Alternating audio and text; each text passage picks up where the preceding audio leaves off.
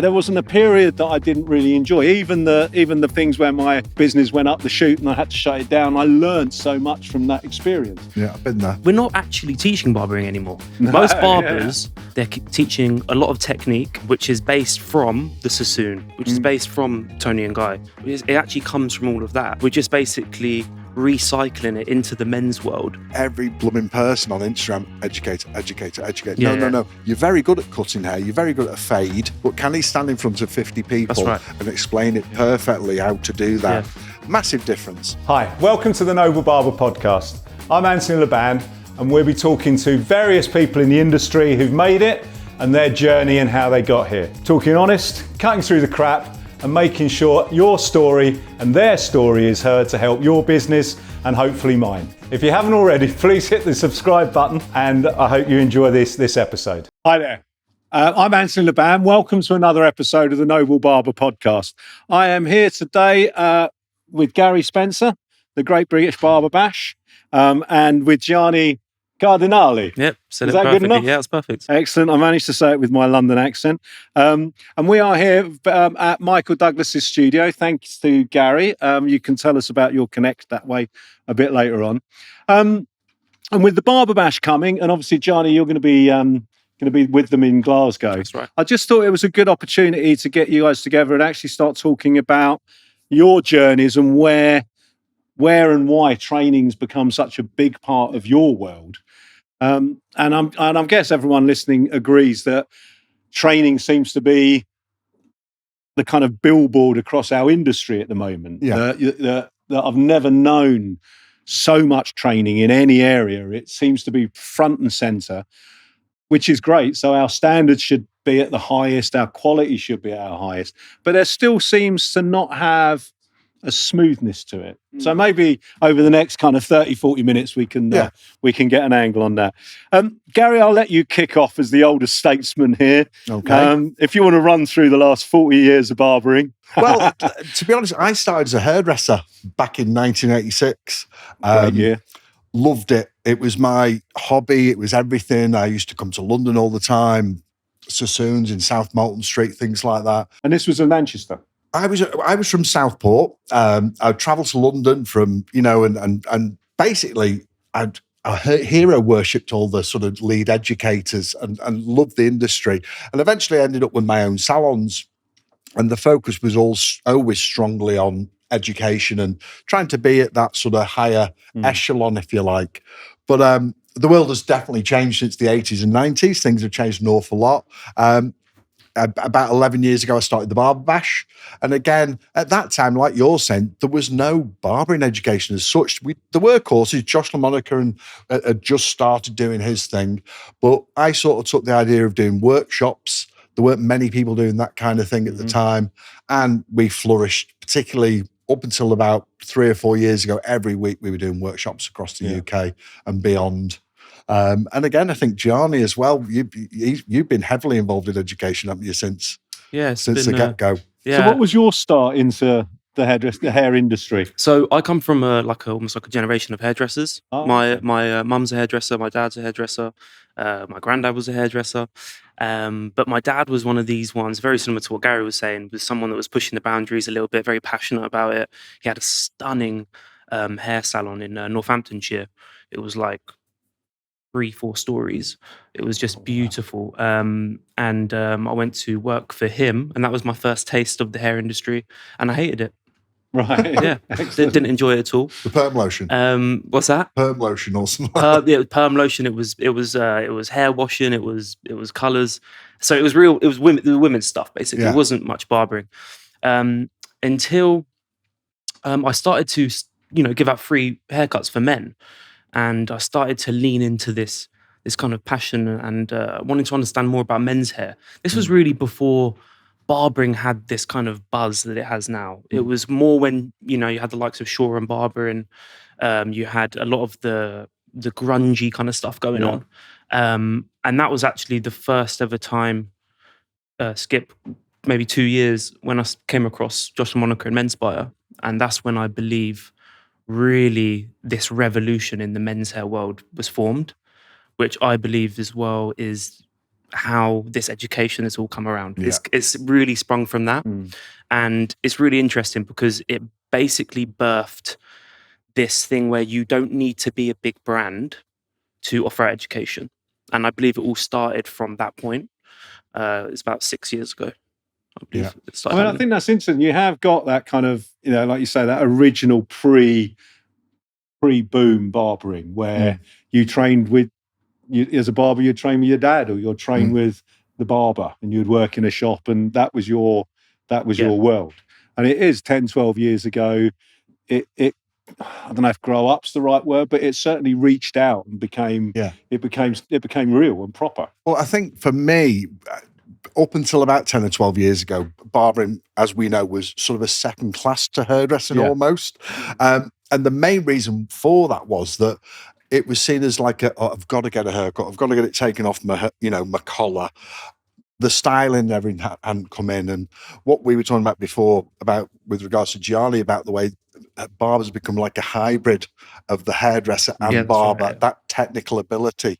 And that's what floats my boat, because I was in the 80s and 90s with those very sharp Sassoon sort of fireflies and wedges and even like the Demi Moore cut from back in the day. And it was all tiny sections and 4.5-inch scissors. And then when I saw the barbering thing starting to evolve and that precision coming in, that was what set me sort of the inspiration again, Yeah. But you're seeing that in the training now. I mean, certainly if you flick through, 2 or 3 minutes of Instagram, you've got 15, 16 different barbers showing you very intricate sectioning, very tight, clean, and scissor cutting. Suddenly, we're not really, sorry to cut you off there, but we're not actually teaching barbering anymore. Most barbers are actually teaching, they're teaching a lot of technique, which is based from the Sassoon, which is based from Tony and Guy. It actually comes from all of that. We're just basically recycling it into the men's world. What you'll see now, if a guy comes in with a mid-length haircut, 9 times out of 10, a few years ago, we would just clip over, combed it, and just go through it. But now, I really believe that 9 out of 10 barbers will section it all out first.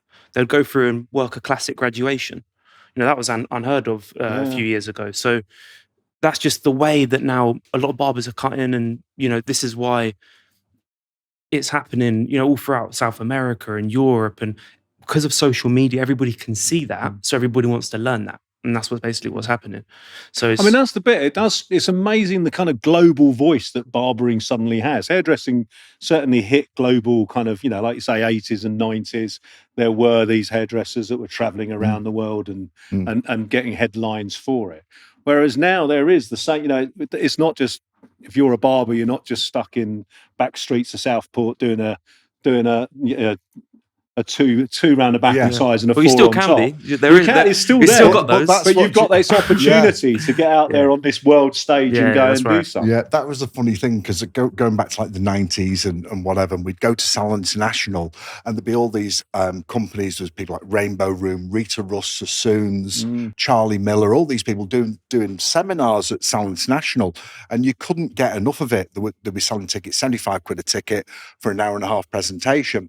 But now, obviously, as the world's evolved, we can see that magic on Instagram, and we can see that magic on TikTok or Facebook or whatever it might be. So it did lose its mystique somewhat in a way, because we had to go to London, or we had to go to a certain place and pay that money to see that happening. And it had like a magical aura about it, where it's very good that it's so much more accessible now with Instagram. And like Gianni said, when all that sort of kicked off, but again, Instagram sort of really exploded 10 years ago. So it fell in perfectly. And a young lad in Ireland or a young lad in Liverpool would see these haircuts happening and think, I want to be as good as that. But in the same breath, you've got so many people. I mean, Luke and I have been traveling around the country this year to Barber Connect, obviously to Barber Bash several times, to HairCon, all of whom, and obviously we've got Salon International coming up, that have huge barbershop parts of it. You're heading up to Glasgow with Gary. September. On the 7th of September. Well done, let's not forget that. But the urge to physically be in the room and to physically be on stage and to share that knowledge is still there. People do want to step out of Insta world and be Funny living it. you should say that, because there's no substitute for being in the real persons. And I'm actually working with, I've got a team of educators who work with us. They work at the colleges we do and all the shows we do and stuff. We're actually going to Sassoon to do a couple of days, the ABC course. It's a male and female course, and they'll learn off students rather than as educators. But I want to go. I actually want to sit in on it, because even after 40 years in the industry, I still get motivated and inspired by it. And you never stop learning. I know it's an old cliche, but with Barber Bash was born out of all the hair shows having a little tiny bit of barbering in the back, and it was the same guy on stage, the same faces. So we wanted to do something that was totally barber specific, but also match the culture. So the last thing we wanted was a venue with pink carpet, plastic cups of coffee, and that elevator music playing in the background. We wanted DJs, we wanted these sort of hip venues, concrete floors, that kind of vibe. And people love it. They like coming together. We all like being with people of a similar mind. And again, what we found really worked was the people that they'd relate to at the time, people like Ryan Cullen or Alan Beek or Josh or whoever, Gianni included, to actually go up and meet them and shake their hand was like, I've just met such a body.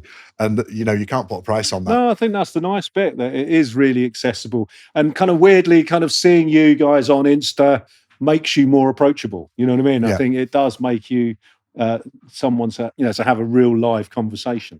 But the buzz at all these events, I grew up with all those. I originated out as a hairdresser, and the buzz. I've always been around that hair show, and it's there's a bigger buzz at the barber events than there are at the hair shows. The hair shows seem to have kind of are too grown up. Do you know what I mean? There still seems something a bit more edgy. It's a brilliant industry.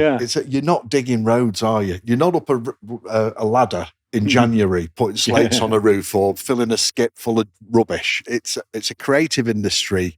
There's a reward at the end of it of the client being happy. But getting together, it's just a lot of fun, isn't it? Being with like-minded people who get what you know about. And do you know what?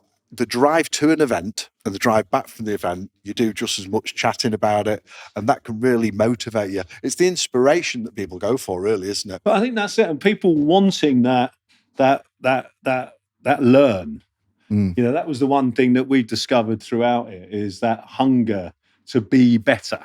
You do quite a lot of one-to-one training with yours. Like one-to-one. It's my favorite form of education. How does that play out? Well, do you get that passion from them, or do you get? I think what the journey that I've had with education was, when I first started doing my education, even prior to my own brand, we were doing so much things abroad, traveling around the world. I was doing a lot of stuff at the time with Charlie Gray, Dr. Monica, Glenn McGoldrick, these sort of people, and we were actually traveling as a team, and it was the most amazing period I think I've ever experienced. Because it was where you didn't have as much people that kind of built an Instagram following and they just started educating. It was really the start of it.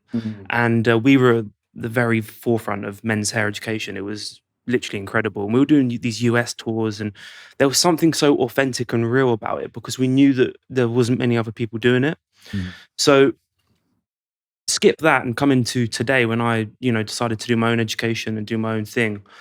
My goal was to really stay authentic and true, and not kind of teach hype. So it's challenging, because what I've noticed is you actually get less students. The students that you do attract are people that generally are looking at the skill set, looking at generally wanting to get better, as opposed to just wanting to be, a lot of people they want to just be around the educator. They want to just see their space, be around them and be inspired by them as a person. But the actual proper, back to the original education of like maybe going and having a one-to-one experience with a leading educator from like Sassoon, you generally want to home in the skill and the technique. And I've tried to encompass that into the education. Because with a one-to-one, there's no fraud in that. You can either show it. It's intense. You either show it and get it, or you can't. You'll get caught out very quickly. And no disrespect. I mean, your guys are great, but if you're showcasing on something on stage, it is more drama Totally and different. theatre and so on. To be in a studio one-to-one or in a store one-to-one.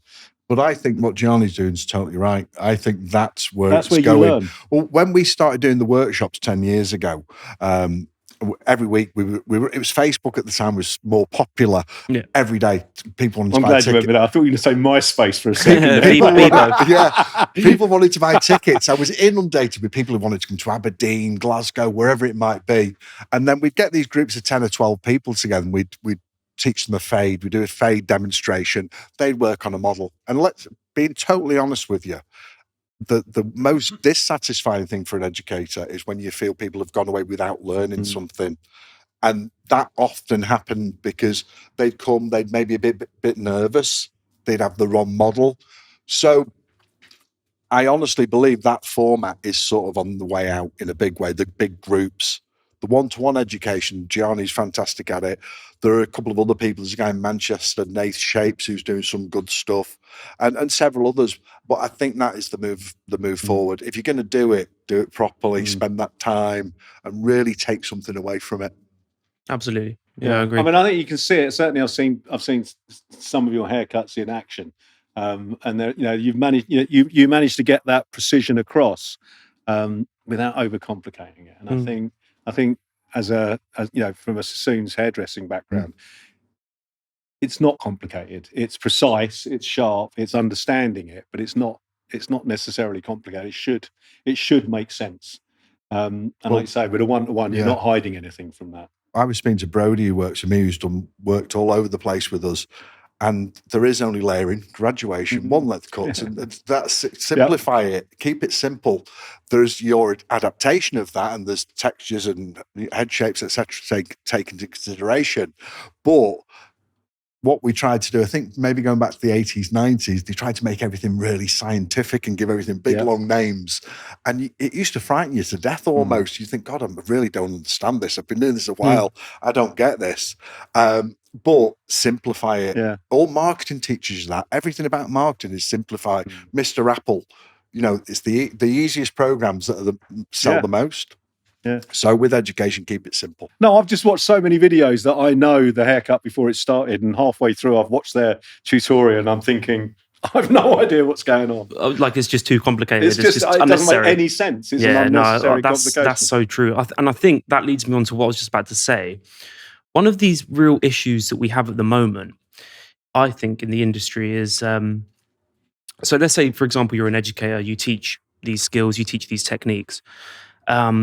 One of the problems that I have with my team, for example, and I believe that my team, the team that I have at the moment, I believe that they're some of the most talented barbers that I've seen, and it's an absolute blessing to have them on the team.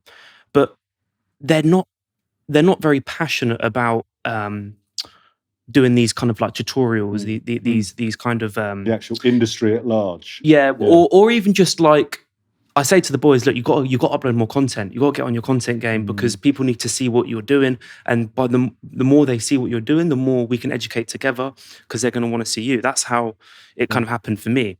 But they don't have this passion for doing these haircuts for Instagram and then trying to get views and likes.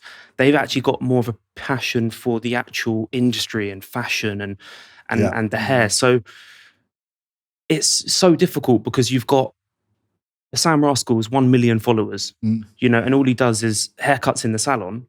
And it is educational because you're watching it and you're learning as you're doing it because it's step by step. And then you've got some of the most talented actual hairdressers in the world, or even youngsters. Like I'm saying, like in my team, I believe that I've got this one guy who's about 21. I believe he's one of the best I've ever seen.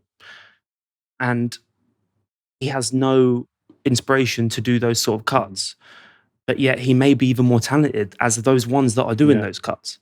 Well, I think that's that balance, isn't it? That you were saying before. I think if you've got, Yeah, I mean, the guys that are really nailing it, like you're saying, it's what Sam Rascals is doing. Whereas he has the content, but there's real substance behind it.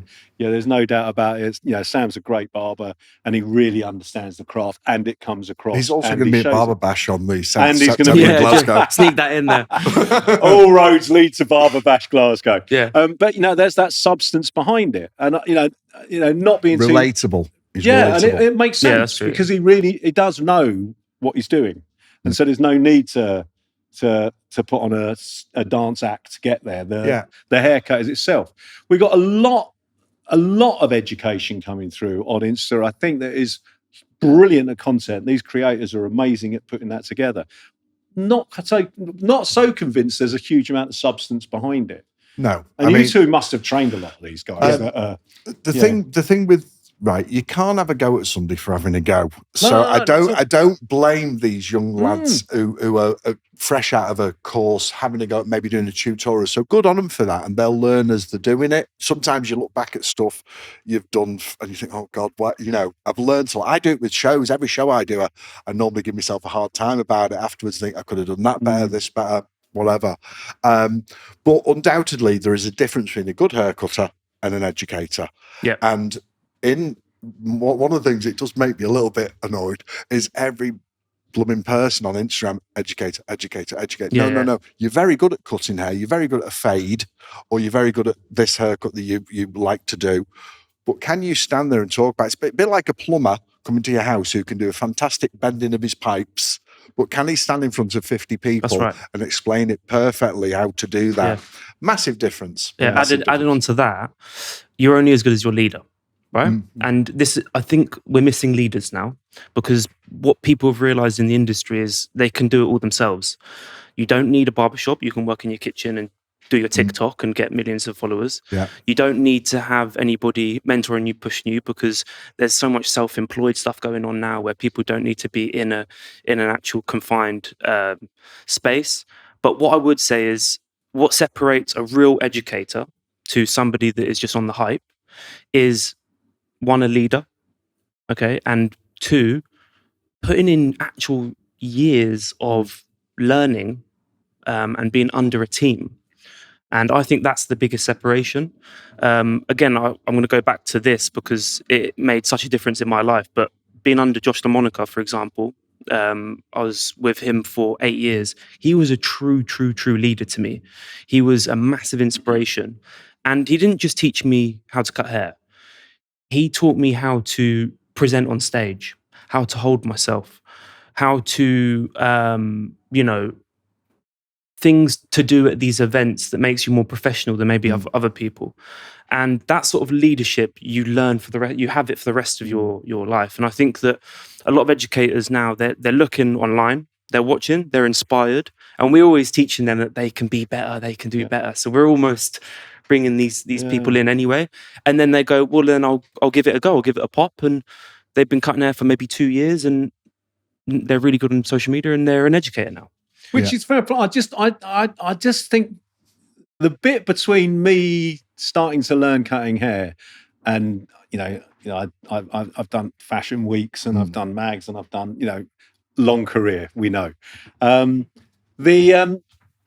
of those bits were so brilliant. There wasn't a period that I didn't really enjoy. Even the things where my business went up the chute and I had to shut it down. I learned so much from that experience. Yeah, I've been there. And all those experiences make you. You need they put it together. The experiences. And I think if you go supersonic from one place to your destination, you miss out on that. Whereas if you take a few more hills and a few more country lanes in, you gain. I actually did that. I mean, I started my first salon when I was 22, but I'd done the apprenticeships. I actually worked in America for a short time for a very good hairdresser called Carmine Mandia.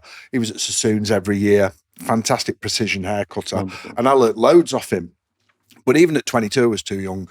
I was too young. Now I look back on it, hindsight's a wonderful thing. Yeah. And I think to myself, do you know what? I should have just had another 3 years travelling or doing something or working in South Moulton Street here or wherever it might have been for Sassoon's or whatever. It. You shut down avenues, don't you? But and you can't blame again the younger guys today. It's because they don't actually know about that they see this fast reward thing. Everything's fast rewards. The BMW, the Mercedes, Yeah, so true. the Rolex watch on social media. Yeah. A lot of American barbers, dare I say, talking about the money they're making and watch me make 1,500 quid today. I hate that stuff. Yeah. I hate that stuff. I find it really hard to stomach.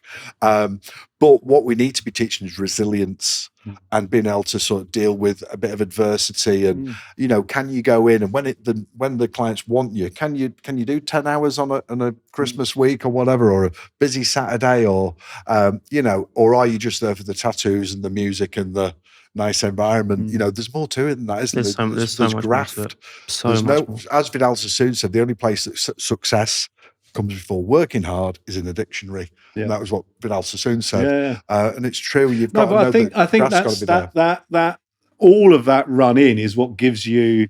It's along the way. There's adversity along the way. There's stuff that dings you. It's not all unicorns and rainbows, No, is it? You know, but it's still really important. The kind of, you know, the tough bits are meant to. It's what gives you your resilience. Yeah, I've had some really tough times with the salons and the way things changed. I used to employ about 30 staff.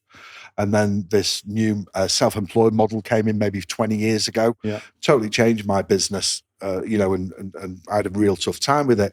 But I know even Josh, I was talking to Josh a short while ago, he was having a lot of team problems, team issues and stuff. And I've talked to every other barber. You will have times when that fantastic guy who you love him, he loves you, but it's time for him to move on, and it does leave a hole. That's the stuff you don't see on Instagram, you see? Yeah, that's the stuff you don't see. All you see is the speedboat in the hotel in Dubai that, you know, and the lady with the big boob. Anyway, no, won't say that. Yeah, that's the real stuff that no one's showing. Yeah, for sure. But there's no substitute for hard work. You've got to do the work. You've got to be there in January on a Monday morning. You've got to be there before the staff get there to open that shop, and you've got to leave afterwards usually, you know what I mean? Yeah. And that's what they don't teach them on. Well, and I think, I mean, I think it is that, and like I say, you'd miss out on so much fun. I mean, I agree. I opened my first shop up when I was like 21, 22, got involved with a business partner who encouraged me to do it, and off I went, and off I was off and running. And I mean, I really enjoyed it, but looking back, I don't think I was very good at it. I mean, we had a phenomenally successful period, which was great. But you're doing all your learning in there. And while I was opening up shops, I had to take a break from doing Fashion Week. I had to stop doing I just didn't have the time to do everything. And looking back, I certainly shut down roads that had I continued working for someone else for a couple of years, I would have been able to kind of go a bit further, try a bit more. And I don't know, I think the journey, I think we should sell the journey a little bit more. That's you just reminded me. That was my thing, really, that the creative hairdresser that I was and was enjoying my time in America and so on. When I became a businessman, different hat on. And I had a great time for 10, 15 years. But when the shit hit the fan, so to speak, then you're basically putting out fires all the time. And then the creativity's gone because all you're focusing on is paying that electricity bill and the VAT. Yeah, I've experienced that recently. So, for sure. So yeah, enjoy the ride, guys. Enjoy the ride. I mean, coming back to you, I mean, I think the mentoring, you know, having that lead is really important. When I opened up and realised that I'd definitely bitten off more than I should have done, you know, I started reaching out to other people in the industry just to have a soundbite who are still very good friends of mine that I still, even today as a veteran, I guess, you know, I still call up some, you know, one or two just to kind of go, listen, this is happening, what's happening? Because it's really nice to be able to reach outside and have people that you do admire what they've done, or you know they've been there before you. And I think those are really vital to have those people, you know, chatting to the guys at the Wild team, having Simon to give them the direction, you know, your guys being directed by yourself, what you're obviously doing with yours. Having that team spirit is really vital. Well, funny you should your say, sanity more than anything else. When I'm in the car traveling wherever we're going, as I say, we do tons of colleges. We visit a lot of colleges. The first thing I say to Ollie is, "How's the shop? How's Brad? How's Billy? How's da?" And I think that's our bit of therapy in the car, that we'll talk about those things. But going back to like when I was first starting my business, there was a thing called 365 that you might remember. Yeah, my dad used to do that. Yeah, with 365, and we'd go on these business builder courses, and you were with like-minded people, and they would talk about business. Some of it good, some of it not so good. But now there are new things now. Like, for instance, I know Gianni's got a platform, and that's sort of growing and developing. But I strongly think that people should reach out to people on social media if they want to have a chat. I know I've talked to lots of people, and I'd welcome speaking to people and giving them a bit of advice. I mean, I think I've learned a little bit over the last 40 years. I've forgotten a lot, but I've still got a bit in there. Yeah. But it's being able to communicate and, again, take away the ego as well, where I think probably for me, I didn't want to maybe talk to the guy down the road because I didn't want him to know my vulnerable side or what wasn't going so well. But I think we should probably try and work a bit more together as a community. Yeah, I was going to say we've definitely, for a little while, we really lost that team kind of spirit, in especially in the men's barbering world. We were seeing this, you know, we basically, before, you could only really be in a team to grow. That's how it used to be. You had to be in a team to grow, and you had to be part of either an artistic team or grow up in the ranks of a salon, and back then salons were, and I say back then like I'm really old, I'm only 28, but I know that from when I was working with my dad, he was part of 365 as well. He's part of a Paul Mitchell team, and I will know him, won't I? Yeah, exactly. Yeah, you've got to go kind of through the ranks, and you work up, and you have all these leaders around. And what happened in the barbering is we were just coming, as barbering was growing, that was phasing away, and I think teams are getting less and less and less now because people have realized, well, hold on, I can get every opportunity that I could get from a team on my own in my kitchen through TikTok or Instagram. I think that's dangerous. It's very dangerous, yeah. And I actually I remember when I was trying to get staff, I had no staff. It was just myself in the studio. And I never intended for it to be a full-blown bloody barbershop the way it is now. It's super busy. I never actually intended it to be like that. It was supposed to be like a kind of studio downstairs, and a few clients I've done over the years up the top, just keeping it very chill. And now it's 6 barbers all fully booked, But I said to my I put up a post, and I said, right, that's enough now. I put up a post on Instagram on my story, and I said, listen, is there anybody out there that wants to do more than just cutting hair, that wants to have industry exposure, that wants to travel the world, wants to go outside their comfort zone and be a part of a team that's moving forward? And that's when I got my first main guy that's working with me now, which is Julian Kaka. We were just saying that earlier. And he joined me at 18, started traveling around the world with me at 19, 20, been finalists for, all different hair awards. And he's now inspiring his friend that works with me as well. And we're bringing back that team spirit. And I know that Hair in Motion, Charlie Gray, is doing a very similar thing. Yeah. He's brought back this team spirit of, he's got like 5 industry leading educators in his educational brand.